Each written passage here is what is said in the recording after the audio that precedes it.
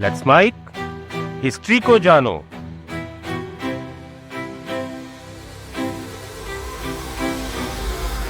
साल 2020 महीना फरवरी, यूपी के रामपुर में खास बाग पैलेस के बाहर 5 एक्सपर्ट बिल्डर पसीने से भीग रहे थे। उनके सामने था एक 6 टन भारी और 8 फुट ऊंचा लोहे का दरवाज़ा, जिस पर पिछले 40 सालों से जंग लगी हुई थी। एक फैमिली डिस्प्यूट के चलते ये दरवाज़ा सालों से बंद था। बाहर खड़ी मीडिया और लोगों को उम्मीद थी कि इस दरवाजे के पीछे हजारों करोड़ का खजाना है, जिसे भारत की सबसे बड़ी दौलत कहा जा सकता था। लेकिन कई घंटे जोर लगाने के बाद जब ये दरवाज़ा खुला तो अंदर सिर्फ अंधेरा और बरसों पुरानी धूल थी। भारत की सबसे सेफ मानी जाने वाली शाही तिजोरी पूरी तरह से खाली थी। लेकिन इस खजाने के गायब होने की मिस्ट्री असल में साल 1980 में ही शुरू हो गई थी। सितंबर 1980 में खास बाग महल के पास खेल रही एक बच्ची को ज़मीन पर नक्काशीदार सोने की एक प्लेट मिली।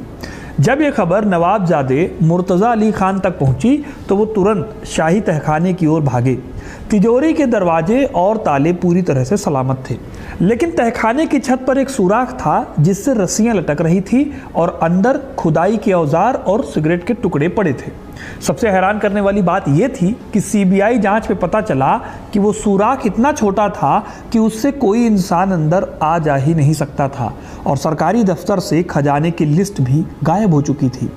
सवाल यह है कि हजारों करोड़ का खजाना आखिर गया कहाँ?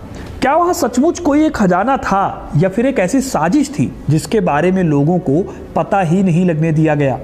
आज मैं आपको बताऊंगा रामपुर नवाब की रियासत और उस खजाने की कहानी जिसमें बेशुमार दौलत थी। आखिर एक पूरी रियासत की बेशुमार दौलत बिना कोई सुराग छोड़े कैसे और कहां गायब हो गई? जानने के लिए वीडियो को पूरा देखिएगा, क्योंकि अपना इतिहास नहीं जानोगे तो खुद को कैसे पहचानोगे। रामपुर की खाली तिजोरी की मिस्ट्री समझने के लिए हमें 18वीं सदी में जाना होगा। 18वीं सदी की शुरुआत में गंगा के मैदानी इलाकों को कथेर कहा जाता था। यहाँ कठेरिया राजपूतों का दबदबा था जो लगातार मुगलों के खिलाफ विद्रोह करते रहते थे। इन राजपूतों को कंट्रोल करने के लिए मुगलों ने दाऊद खान नाम के एक अफगान सरदार को अपने पठानों के साथ यहाँ बसने का इन्विटेशन दिया। अफगानिस्तान के पहाड़ों यानी रोह से आने की वजह से इन लोगों को रूहेल्ला कहा गया। 1707 में औरंगजेब की मौत हुई और सत्ता का जो खालीपन आया इससे, उसमें इन रोहिल्लाओं ने अपनी महत्वाकांक्षा दिखाई और ताकत बढ़ाई। जल्दी ही उन्होंने छोटे छोटे इलाकों पर कब्जा करना शुरू कर दिया और एक अपनी मजबूत पहचान बना ली। इनके सबसे ताकतवर नेता थे नजीब खान यानी नजीबुद्दौला। इन्होंने अपनी सत्ता बचाने और मराठों को कमज़ोर करने के लिए अफगान शासक अहमद शाह अब्दाली को भारत बुलाया था। 1761 में पानीपत की लड़ाई हुई थी और इसमें इनका बहुत बड़ा हाथ था। इस भयानक लड़ाई में मराठों की भयंकर हार हुई और मराठा ताकत लगभग खत्म हो गई। हालांकि इसी जंग में एक 18 साल का लड़ाका बच निकला जिसके सामने उसके दोनों भाइयों को मारा गया था। उसने सीधे तौर पर इस जंग के लिए नजीब को जिम्मेदार माना और कसम खाई कि वो नजीबाबाद को बर्बाद कर देगा। ये लड़का कोई और नहीं बल्कि महादजी सिंधिया थे। मराठों ने पानीपत के बाद अपनी ताकत दोबारा जुटाई और 1772 में महादजी सिंधिया ने अपने भाइयों की मौत का बदला लिया, रुहेलखंड पर हमला किया, नजीबाबाद को तबाह कर दिया और नजीब खान की जो कब्र थी उसको खोद कर उसकी हड्डियां बाहर निकाल कर फेंक दी। इस जंग के बाद भी रोहिल्लाओं की मुश्किलें कम नहीं हुई।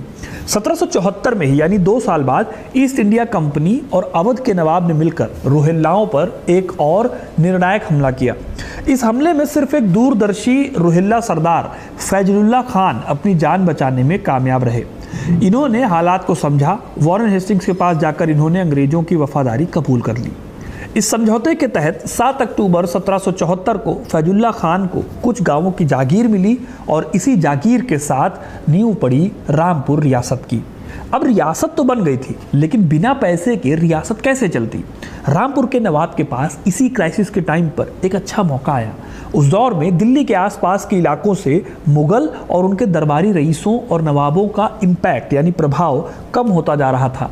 अपनी जान बचाकर भागने के लिए इन लोगों को पैसा चाहिए था, इसीलिए कौड़ियों के भाव ये अपनी पुश्तैनी दौलत बेच रहे थे। नवाब फैजुल्लाह खान ने इस इकोनॉमिक क्राइसिस का पूरा फायदा उठाया। उन्होंने बहुत ही कम दामों पर मुगल दरबारियों से महंगे महंगे जवाहरात, सोने चांदी के बर्तन और बेशकीमती पांडुलिपियां खरीदनी शुरू की। नवाब को साहित्य बहुत भाता था, इसीलिए पांडुलिपियां खरीदी गई थी। अंजाम ये हुआ कि नवाब ने आगे चलकर विश्व प्रसिद्ध रामपुर रजा लाइब्रेरी की नींव रखी। इस लाइब्रेरी में जहां आज भी सोने के पानी से लिखी किताबें और ईरान के मशहूर चित्रकार उस्ताद रजा अब्बासी के चित्र मौजूद हैं। अंग्रेज़ों की कृपा से रामपुर जल्दी ही नॉर्थ इंडिया का कल्चरल सेंटर बन गया। यहाँ मिर्ज़ा गालिब और बेगम अख्तर जैसी हस्तियों ने भी अपना टाइम बिताया था। खैर, रामपुर के उस खजाने की ये पहली नींव थी जिसे उन्होंने बड़ी खामोशी से जमा किया। लेकिन क्या सिर्फ गहने खरीदकर रामपुर के नवाब इतने अमीर हो सकते थे? अक्सर हम हिस्ट्री की किताबों में पढ़ते हैं कि रियासतें अपने किसानों से भारी लगान वसूल कर खजाना भरती थी, जो काफ़ी हद तक सच भी है। लेकिन रामपुर के मामले में कहानी दूसरी है। फैजुल्ला खान के बाद खासकर नवाब हामिद अली खान और नवाब सर रज़ा अली खान के दौर में इस रियासत ने पैसे कमाने का एक दूसरा रास्ता चुना। इन्होंने खेती बाड़ी के साथ साथ रामपुर को यूपी का सबसे बड़ा इंडस्ट्रियल हब बना दिया। नवाब रज़ा अली खान और उनके प्रधानमंत्री कर्नल ZH जैदी की देखरेख में रज़ा बुलंद शुगर मिल, रामपुर डिस्टिलरी और रामपुर टेक्सटाइल जैसी बड़ी बड़ी फैक्ट्रीज लगाई गई। ये इंडस्ट्रियलाइजेशन उस दौर के हिसाब से एक बोल्ड स्टेप था। इसके चलते रामपुर काफ़ी अमीर हुआ। इस इंडस्ट्रियलाइजेशन का इम्पैक्ट समझने के लिए हमें उस वक्त के फाइनेंशियल ढांचे को देखना होगा।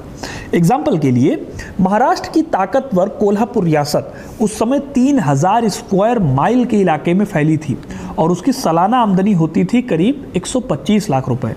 वहीं दूसरी तरफ रामपुर रियासत को अगर आप देखो तो वो सिर्फ 800 स्क्वायर माइल की रियासत थी, लेकिन इतनी छोटी रियासत होने के बावजूद इसकी सालाना आमदनी 110 लाख रुपए होती थी। कम ज़मीन से इतनी ज़्यादा आमदनी होना ये साबित भी करता है कि नवाबों की जो इंडस्ट्रियल पॉलिसी थी वो कितनी अच्छी रही होगी। इसी बेहिसाब इंडस्ट्रियल दौलत ने रामपुर के खजाने को एक नए लेवल पर पहुंचा दिया और महल के अंदर की दुनिया को पूरी तरह से बदल दिया। इस नई दौलत को सिर्फ जमा नहीं किया गया, बल्कि इसका इस्तेमाल एक बेहद आलीशान लाइफ जीने के लिए भी किया गया। नवाब सर रज़ा अली खान ने खास बाग पैलेस का निर्माण करवाया। ये कोई आम महल नहीं था, बल्कि ये भारत का पहला पूरी तरह से एयर कंडीशन्ड महल था। इसमें मेहमानों के लिए 2 हीटेड स्विमिंग पूल, एक प्राइवेट नाइट क्लब और एक मूवी थिएटर भी था। इस महल को देखने वाले विदेशी मेहमान इसको कंपेयर करते थे न्यूयॉर्क के सबसे महंगे होटलों से।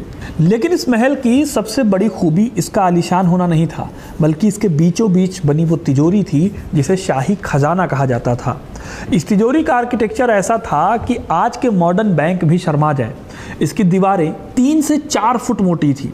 छत दोहरी परतों वाले सख्त पत्थरों से बनी थी ताकि ऊपर से कोई सुरंग न बना सके। ये महल के बाकी कमरों से बिल्कुल अलग थलग बना हुआ था। इस तिजोरी तक पहुंचने का इकलौता रास्ता सीधा नवाब के बेडरूम से होकर गुजरता था। यहाँ से 200 मीटर लंबा एक गलियारा शुरू होता था। इसके दोनों तरफ गोरखा रेजिमेंट के हथियारबंद सैनिक दिन रात पहरा देते थे। गोरखा रेजिमेंट भी रामपुर की एक खास पहचान थी। 1857 की क्रांति के दौरान जब पूरे भारत में अंग्रेज़ों के खिलाफ विद्रोह हो रहा था, तब रामपुर के नवाबों ने अपनी सत्ता बचाने के लिए अंग्रेज़ों का साथ दिया था। इसी वफादारी के इनाम के तौर पर अंग्रेज़ों ने रामपुर को निजी गोरखा फौज रखने का खास अधिकार दिया, जो किसी और रियासत के पास नहीं होता था। इस कड़े पहरे वाले गलियारे के आखिर में स्टील के 2 बहुत ही भारी दरवाजे थे। इसमें उस ज़माने के सबसे मॉडर्न चब कंपनी के कॉम्बिनेशन लॉक लगे हुए थे। इन तालों का पासवर्ड और चाबियां सिर्फ नवाब और उनके सबसे भरोसेमंद खजांची को ही पता होती थी। कुल मिलाकर ये मान लिया गया था कि इस खजाने को कभी लूटा नहीं जा सकता। लेकिन सवाल है कि इतनी सिक्योर्ड तिजोरी में आखिर था क्या? इस तिजोरी के अंदर असल में क्या था, इसके बहुत कम लिखित प्रमाण मौजूद हैं। खजाना एक स्टेट सीक्रेट हुआ करता था और इसे देखना किसी आम इंसान तो क्या, दूसरे राजघराने के लोगों के लिए भी पॉसिबल नहीं था। लेकिन 1942 में कुछ ऐसा हुआ जिसने दुनिया को इस खजाने की एक बहुत ही धुंधली लेकिन हैरान करने वाली झलक दी। ये वो दौर था जब पूरी दुनिया सेकेंड वर्ल्ड वॉर की आग में जल रही थी। भारत में भारत छोड़ो आंदोलन पीक पर था और जापानी सेनाओं के हमले का खतरा बढ़ता जा रहा था। इसी टेंस माहौल में लॉर्ड माउंटबेटन, जो उस दौर में साउथ ईस्ट एशिया में ब्रिटिश फौजों के कमांडर इन चीफ थे, वो रामपुर आए हुए थे। रामपुर के क्राउन प्रिंस मुर्तजा अली खान उस समय माउंटबेटन के एडीसी यानी एड डी कैंप के रूप में काम कर रहे थे। इसी संबंध का फ़ायदा उठाते हुए और ब्रिटिश एम्पायर के सामने अपनी हैसियत का प्रदर्शन करने के लिए नवाब ने एक डिप्लोमेटिक चाल चली। उन्होंने माउंटबेटन को वो शाही खजाना दिखाने का फैसला किया। माउंटबेटन की अपनी पर्सनल डायरी में लिखे नोट्स आज भी हिस्टोरियंस के लिए इस खजाने की भव्यता को समझने का सबसे बड़ा और शायद इकलौता जरिया है। डायरी में जो लिखा है वो किसी तिलिस्म या अरेबियन नाइट्स की कहानी से मिलता जुलता है। माउंटबेटन लिखते हैं कि महल के आंगन में सफ़ेद मेजपोश बिछाए गए और भारी बक्सों को एक एक करके खोला गया। इन बक्सों के अंदर जो निकला उसने एक ब्रिटिश कमांडर की आंखें भी चौंधिया दी। उन्होंने 10,000 से ज़्यादा नेचुरल बसरा मोती देखे। ये कोई आम मोती नहीं थे, बल्कि हर एक मोती उनके अंगूठे के साइज़ का था। उस दौर के इकोनॉमिक्स को भी यहाँ समझना बहुत ज़रूरी है। जब तक 1926 में जापान के कोकिची मिकीमोटो ने कृत्रिम यानी कल्चर मोती बनाने की तकनीक नहीं खोजी थी, तब तक नेचुरल मोतियों की कीमत हीरो से भी 3 गुना ज़्यादा होती थी। इतने बड़े साइज़ के 10,000 नेचुरल मोती एक जगह होना एक ऐसी ताकत का सबूत था जो बताता था कि इस आदमी के पास कितनी दौलत है। लेकिन इन मोतियों से भी ज़्यादा हैरान करने वाली चीज़ थी नवाब का स्टेट नेकलेस। माउंटबेटन के लेखों के हिसाब से इस हार में 4 बहुत बड़े गोलकुंडा हीरे जड़े थे। इनमें से एक हीरे का नाम द एम्प्रेस ऑफ इंडिया बताया जाता है। माउंटबेटन का दावा था कि कोहिनूर और होप डायमंड के बाद ये दुनिया का तीसरा सबसे बेहतरीन और विशाल हीरा था। इसके अलावा यहाँ ऐसे पन्ने यानी एमराल्ड थे जिनमें कोई खरोंच या दाग नहीं था, जो रत्न विज्ञान के हिसाब से लगभग असंभव माना जाता है।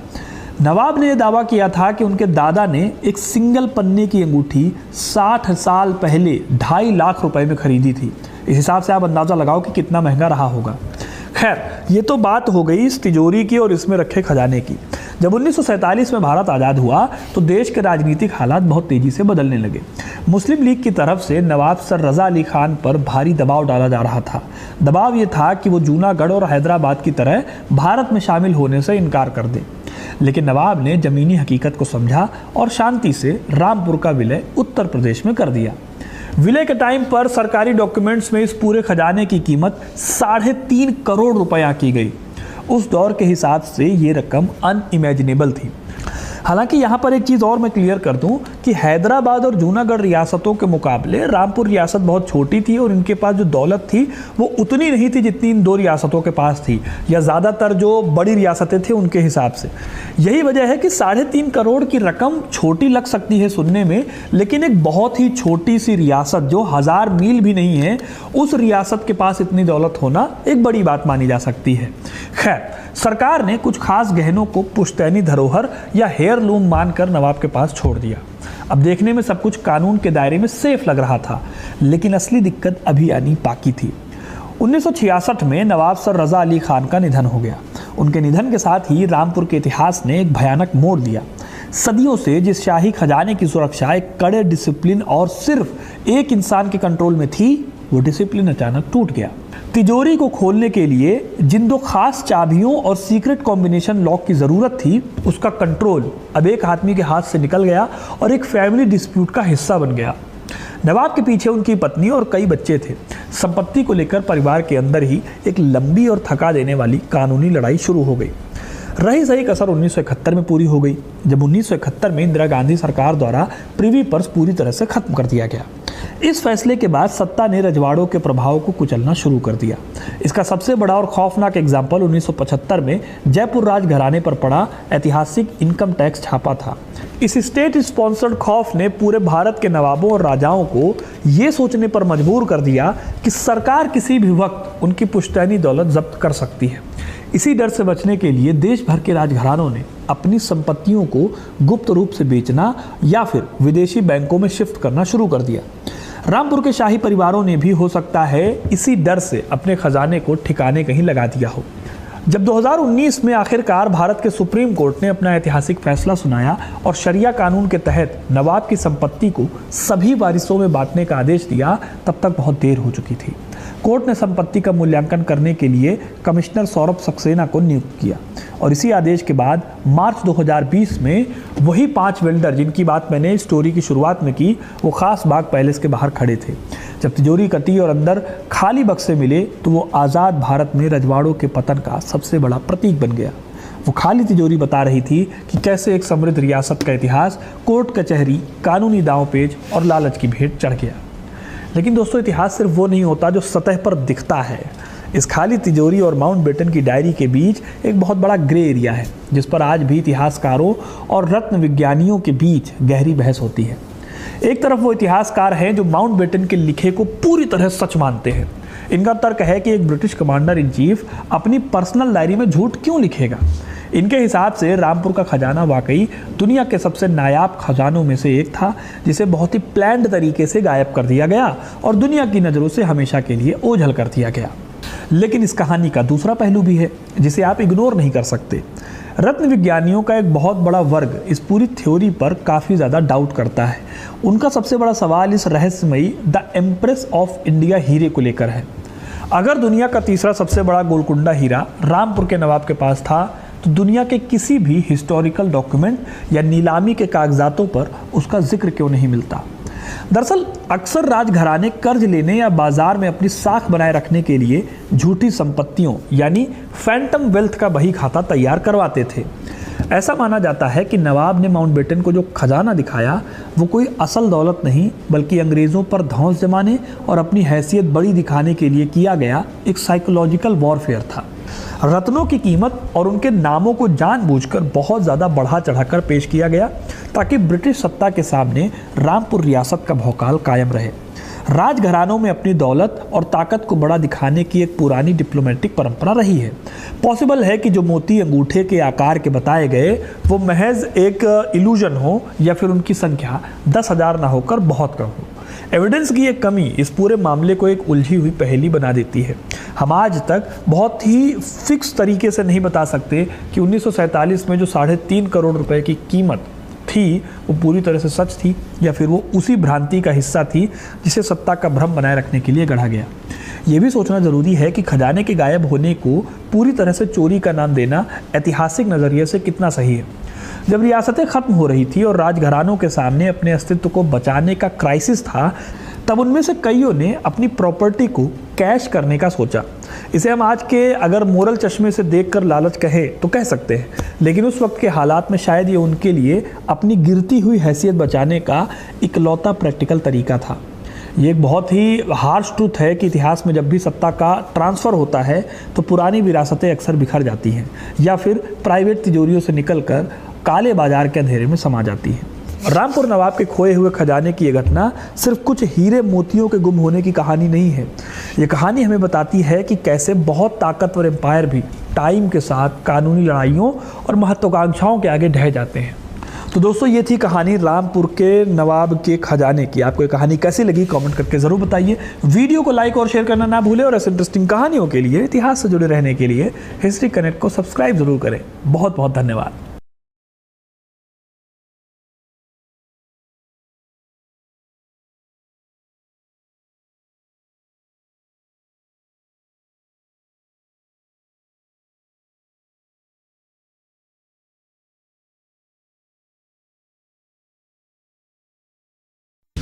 आप सुन रहे थे let's mic more than radio. Follow कीजिए हमें हमारे सोशल मीडिया प्लेटफॉर्म्स पर। Marketing strategies, corporate stories, brand building ideas, marketing case studies और इनोवेशन एक अलग पर्सपेक्टिव से जो आपने कभी नहीं सुना होगा।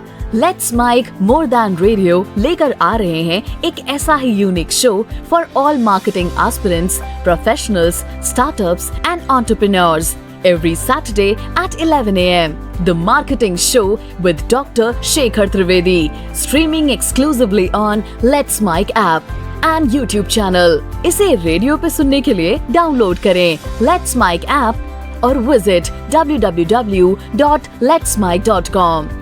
Let's Mic अब खबरें रेडियो ऐप पे। ये है मोर देन रेडियो।